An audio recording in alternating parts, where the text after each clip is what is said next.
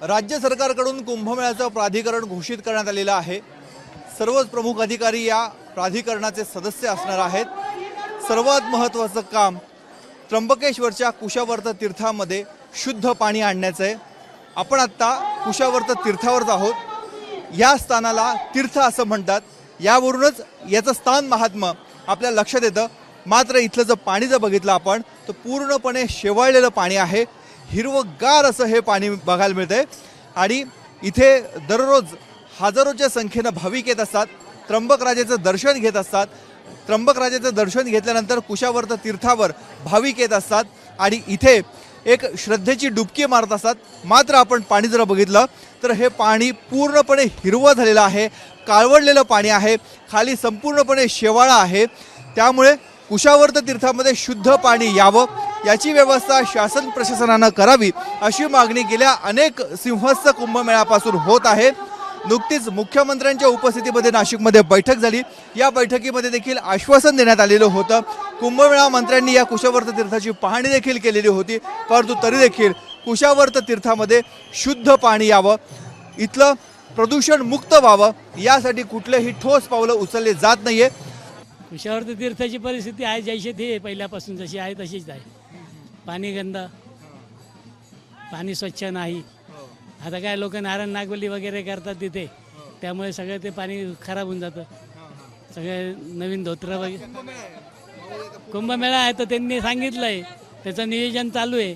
आता धरणाचं काम चालू आहे। धरणाचं काम एवढं मोठं आहे की कमीत कमी गावालाच नाही 2 गावं आमचे त्या पाण्यावर हे होतील, इतकं मोठं ते चालू आहे काम यावेळेला। हजारो लोक येत आहेत, पाणी डुबकी मारण्यासारखं आहे का? म्हणजे आपण त्याला तीर्थ म्हणतो। नाही ना, मग तसं नाहीच आहे। आता तर ती परिस्थिती नाहीच आहे।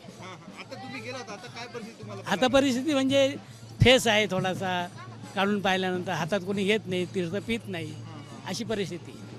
एवढ्या मोठं तीर्थक्षेत्र येतो, परंतु ज्यासाठी ज्याला नाव तीर्थक्षेत्र आहे तिथलं तीर्थच घेऊ शकत नाही घेऊ शकत। हा ना, फक्त आंघोळीपुरतं ते वापरायचं, बाकी एवढंच त्याचा मतीचा अर्थ आहे, बाकी काहीच नाही। शासनाकडे काय मागणी आहे? शासनाकडे भरपूर मागण्या केल्यात, पण ते काय शासन पूर्ण करत नाही।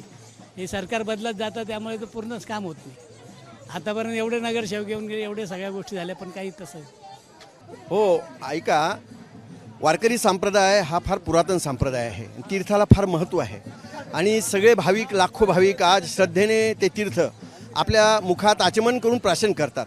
पण प्रशासनाकडून त्या तीर्थाची स्वच्छता राखली जात नाही।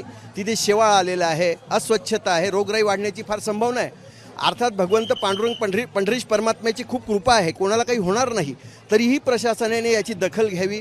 आणि कुंभमेळा तोंडावर आला असताना तिथे अस्वच्छ पाणी आहे आणि खूप अशा प्रकारचं शेवाळ आहे, अस्वच्छता आहे आजूबाजूला सुद्धा। तर प्रशासनाची दखल घ्यावी आणि भाविकांच्या सुरक्षिततेसाठी प्रशासनाने या सगळ्या वारकऱ्यांची सेवा करावी।